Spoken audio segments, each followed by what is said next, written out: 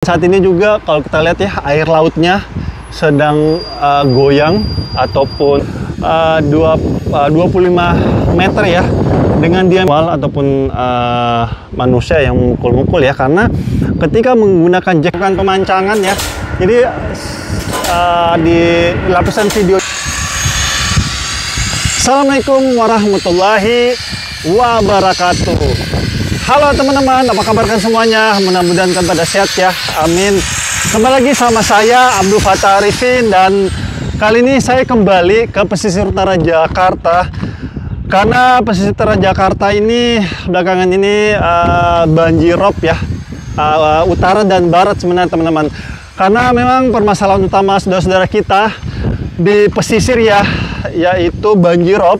Maka dari itu pemerintah kita di bawah Dinas Sumber Daya Air DKI Jakarta masuk untuk menyelesaikan permasalahan tersebut. Salah satunya adalah di Ancol Barat ini. Dan proyek ini dinamakan NCSD, yaitu National Capital Integrated Coastal Development. Ini merupakan mega proyek teman-teman. Karena NCSD ini nantinya akan ada dua fase ya. Fase pertama itu adalah tanggul pesisir pantai sejauh 46 km.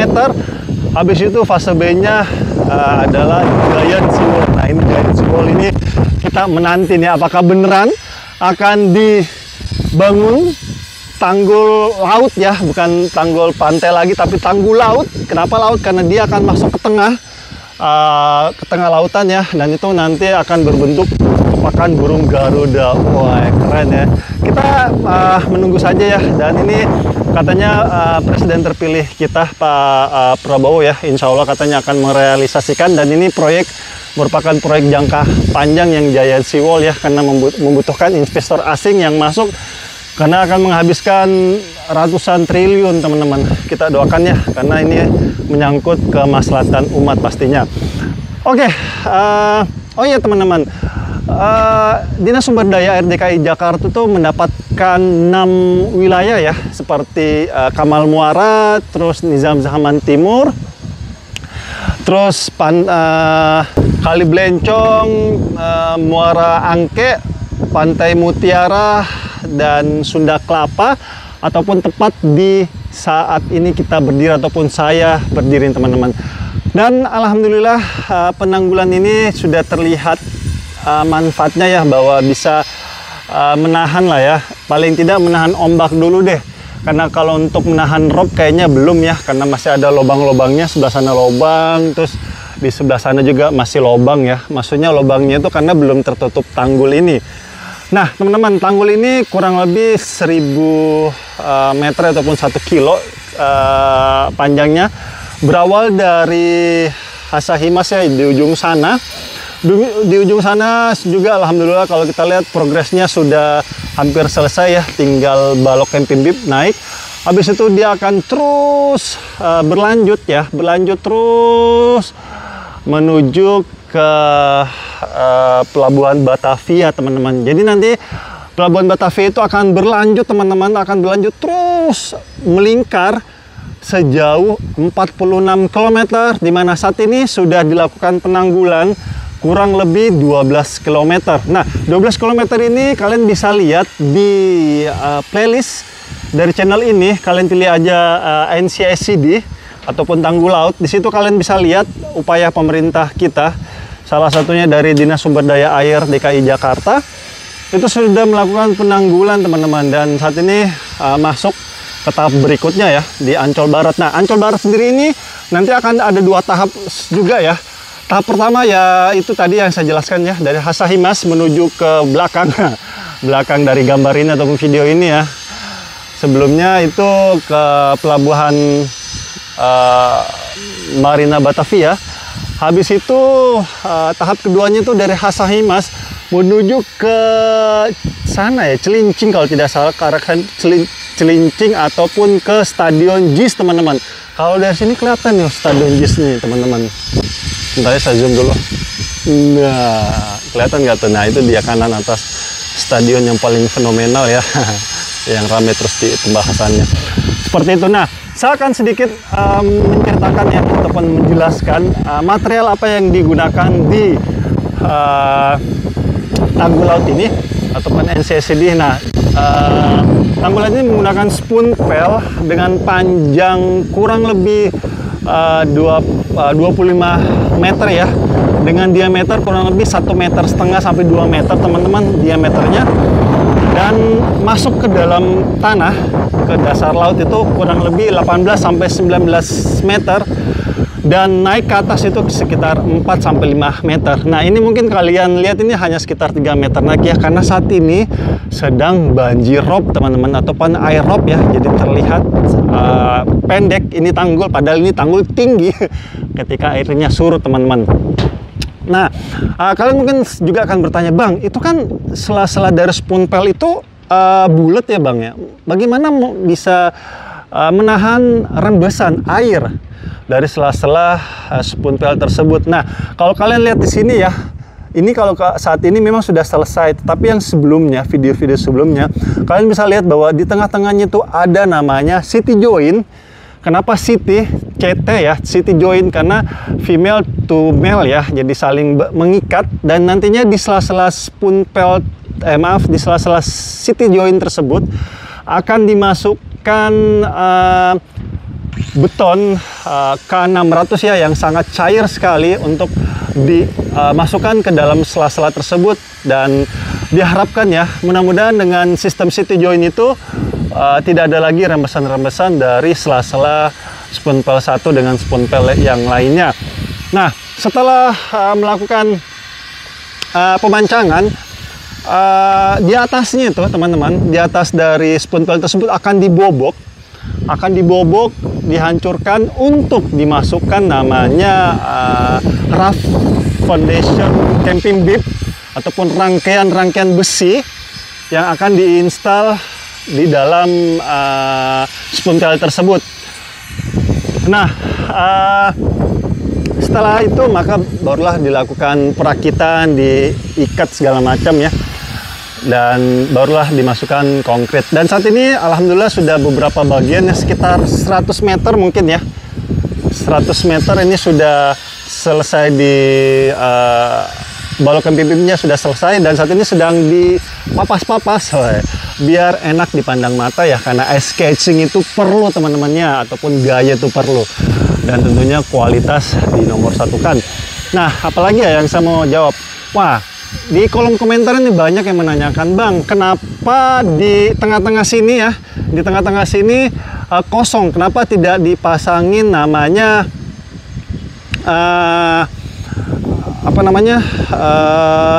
urukannya ataupun kerukan pasir atau apalah untuk di sini ya. Nah, ini teman-teman sebenarnya nanti ke depannya ya, ini memang akan diuruk habis ya, dan akan ditimbun menggunakan tanah atau batu-batuan lah ya, sehingga nantinya untuk menambah kekuatan dari balok PBP ini, atau dari spoon pel ini ketika ada terjangan ombak yang besar. Tapi itu butuh proses. Nah, mungkin kalian mau lihat contohnya, bisa dilihat di Pantai Mutiara ya. Pantai Mutiara itu juga milik proyeknya Dinas Sumber Daya Air DKI Jakarta, yang saat ini sudah sekitar 90% itu sudah hampir selesai, tinggal finishing. Nah, di sisi kirinya itu juga saat ini sedang diuruk, dan yaitu diuruk, dan contohnya itu, dan nanti akan diimplikasinya juga ada di Ancol Barat ini. Dan apalagi ya, oh ya, kalian juga pasti akan menanyakan bagaimana penghancuran yang di atas dari spoon pel itu ya, apakah menggunakan hammer diesel seperti ekskavator ya, yang breaker itu, atau secara manual. Nah, ini menggunakan secara manual teman-teman, jadi dihancurkan menggunakan tenaga manusia ya, dihancurkan secara manual. Nah, ini juga di kolom komentar banyak menanyakan, Bang, kok manual sih Bang, kenapa nggak pakai jackhammer Bang, yang biasa di jalan aspal itu untuk dihancurkan ya. Nah, ini saya sudah menanyakan sama teman-teman proyek itu, kenapa tidak digunakan tetapi menggunakan sistem manual ataupun manusia yang memukul-mukul ya, karena ketika menggunakan jackhammer itu sangat berbahaya terhadap keselamatan pekerja.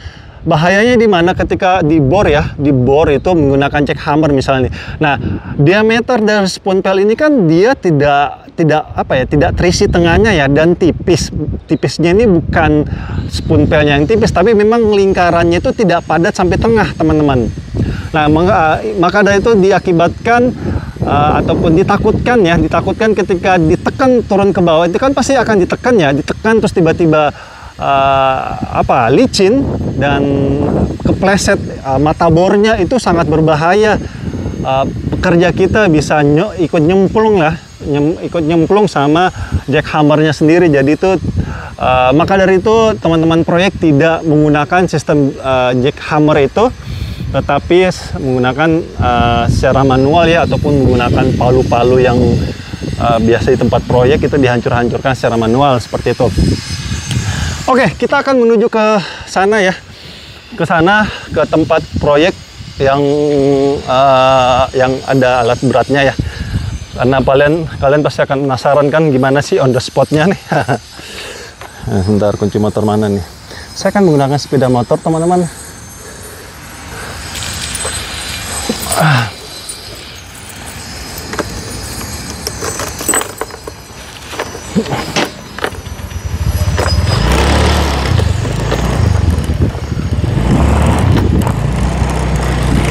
Oke, jadi saya alhamdulillah sudah mendapatkan izin ya meliput di sini, teman-teman. Jadi boleh meliput di sini. Ini sebenarnya area privat sebenarnya, teman-teman. Tidak boleh sembarangan masuk ke tempat ini kecuali yang mempunyai izin. Nah, salah satu tempat yang digunakan untuk raft foundation ya, di sebelah kiri kita ini. Nah, sebelah kiri kita ini adalah pabrikasinya dalam pembuatan camping bib ini. Oke, kita akan menuju ke sana ya.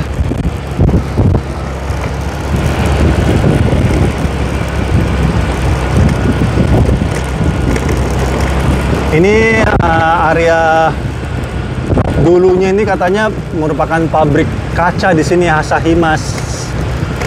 Habis itu saat ini Asahimasnya sudah tutup kalau nggak salah. Ini yang dulu yang sewa ini orang negara Jepang, teman-teman, dan sudah tutup saat ini. Dan ya begini kondisinya.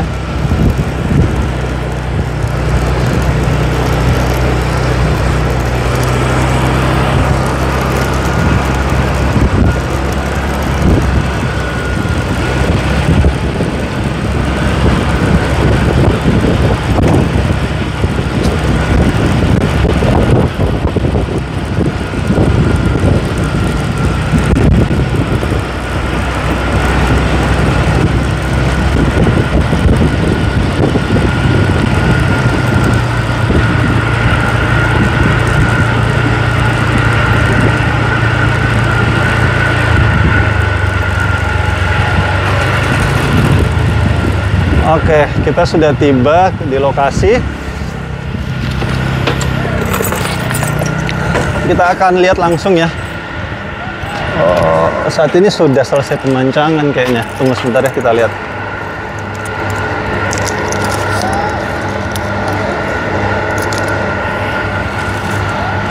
Sebentar.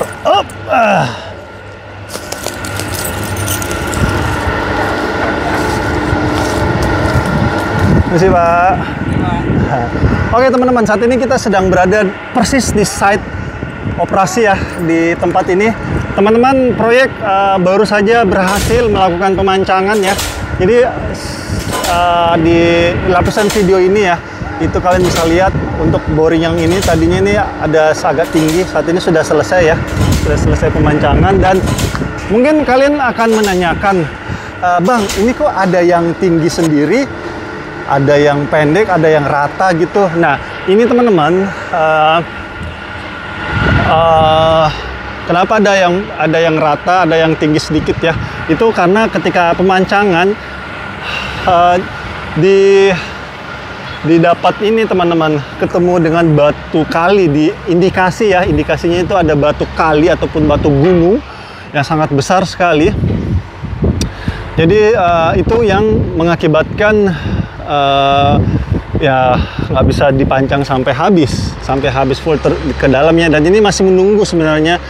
Maka dari itu teman-teman proyek ya, di sebelah sana kalau kalian lihat ya, ada semacam alat boring system juga tapi secara manual ya. Yang ini itu saat ini sedang dilakukan pengecekan ulang ya, dilakukan pengecekan ulang. Apakah di titik-titik spoon pel yang nggak bisa ditembus ini, apakah ada batu kali yang besar atau ada jin laut yang menahannya? Nggak, bercanda ya teman-teman ya kalau jin lautnya.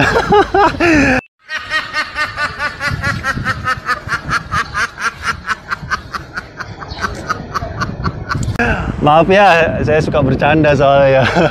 Nah, maka dari itu dilakukan tes ulang ya, tes ulang, karena memang sebelumnya itu sudah dilakukan pengetesan teman-teman. Cuma namanya alam ya, kita nggak tahu ya di titik-titik mana ada ada yang lewat. Ada halangan ya. Jadi seperti itu kondisi terkininya teman-teman, kesulitan-kesulitan di lapangan ya. Dan saat ini juga kalau kita lihat ya, air lautnya sedang goyang ataupun sedang ada gelombang ya, karena ya itu saya bilang yang awal video bahwa saat ini sedang air rob ataupun angin laut menuju ke darat ya, sehingga ya ini kasihan kesulitan teman-teman proyek ya di lapangan. Cuaca ya, ketika gelombangnya lagi ganas maka akan sangat sulit sekali melakukan pemancangan dengan maksimal seperti itu. Nah, mungkin kalian akan menanyakan, Bang, sudah berapa spoon pel yang terpancang nih, Bang? Nah, totalnya itu teman-teman kalian bisa lihat di sini sebenarnya. Jadi setiap spoon pel itu ada ada nomornya. Nah, ini dia. Nah, seperti itu. Jadi 533 berarti ini 534, 535 dari kurang lebih 900 spoon pel nanti yang akan dipancang di tahap pertama ini, seperti itu. Nah, mungkin kalian juga menanyakan, Bang, ini spoon pelnya ini datangnya dari mana, Bang? Apakah dari langit dilempar turun ke bawah? Apakah dari laut di bawah, Bang? Atau dari darat nih, Bang? Yang mana nih, Bang, yang benar? A, B, C nih, Bang. Yang benar itu adalah CBA ya. Kenapa CBA? Nggak ada CB ya. A-nya nggak mungkin dilempar dari langit ya. Jadi CB-nya itu adalah, C-nya itu adalah datangnya dari Ancol Barat ataupun pintu di yang sebelah sana ya, itu ada pintu. Jadi dibawa menggunakan truk tronton ya yang panjang, habis itu diangkat menggunakan kren. Habis itu dibawalah menggunakan kapal ya, kapal tongkang. Terus dia udah dibawa, ditarik menggunakan kapal tongkang. Habis itu diinstal lah di tempat ini, teman-teman. Alhamdulillah ya sudah hampir selesai, sedikit lagi. Ini kan sudah 500, berarti sisa 500, sekitaran 500 spoon pel lagi yang akan diinstal di tempat ini, teman-teman. Oke, itu aja teman-teman yang saya bisa berikan ya, info-info terkini. Saya sudah jawab semua pertanyaan-pertanyaan kalian. Oh, satu lagi mungkin ada yang menanyakan kenapa tidak mangrove. Ini juga mangrove banyak yang nanya nih, Bang, kenapa tidak dipasang mangrove? Ini saya tanya sih beberapa saat yang lalu ya teman-teman proyek. Jadi kenapa tidak dipasangin mangrove? Yang pertama mungkin memang yang diminta dari Pemda mungkin modelnya seperti ini ya, modelnya seperti ini. Habis itu diuruk bagian belakangnya agar ada penopangnya, dan juga ada penjelasan lainnya kenapa modelnya seperti itu, karena jadi ini kan laut ya teman-teman, bukan pantai ya. Kalau pantai itu kan dia ada level elevasi tanahnya ya, dari tinggi ke darat begitu. Tapi kalau yang laut itu kan dari sini, dari daratan turun ke dalam langsung 4 meter teman-teman. Jadi siapa yang mau nanam mangrove di dalam di bawah 4 meter ya? Siapa yang mau nyelam ke dalam ya buat lancepin mangrove-nya? Itu yang saya mendapatkan penjelasannya dari teman-teman proyek. Tapi memang biasanya seperti ini nih, emang requestan dari usernya ataupun Pemda itu sendiri, teman-teman. Karena saya beberapa saat yang lalu saya pernah ke di Marunda itu, sayangnya saya di sini waktu itu saya nggak sempat ngeliput, tapi saya ngelihat teman-teman. Jadi sistem di sana itu tanggul, terus di belakang itu mangrove. Nah, saat ini ada salah satu paslon ya, paslon di pilkada ya, itu menginginkan kalau dia menang katanya itu giant sea wall dan giant mangrove sea wall. Jadi di belakangnya itu akan ditanami mangrove seperti itu. Ya walau apapun itu ya, yang penting itu baik untuk rakyat, pasti rakyatnya akan mendukung teman-temannya seperti itu. Oke, semua sudah saya jawab ya pertanyaan-pertanyaan kalian, dan ini update terkini ya di tanggal 30 November tahun 2024. Dan yuk kita dukung terus pemerintah kita dalam membangun negeri ini sehingga pembangunannya cepat selesai dan bisa kita rasakan manfaatnya pastinya. Nah, saya minta maaf teman-teman jika selama jalan-jalan di tempat ini ada salah-salah kata ataupun salah-salah review. Kalian tahu motor apa itu? Motor Legend itu, RX King ya. Suaranya ciri khas banget. Aduh, berisik banget ya. Oke, itu aja mungkin yang saya bisa berikan ya. Saya minta maaf jika jalan-jalan tempat ini ada salah-salah kata ataupun salah-salah review. Saya yang manusia biasa teman-teman, yang tidak luput dari kata salah ataupun hilaf dan kekalam saya Abdul Fattah Arifin dari proyek NCICD milik Dinas Sumber Daya Air DKI Jakarta di Ancol Barat. Mohon undur diri. Assalamualaikum warahmatullahi wabarakatuh. Indonesia maju.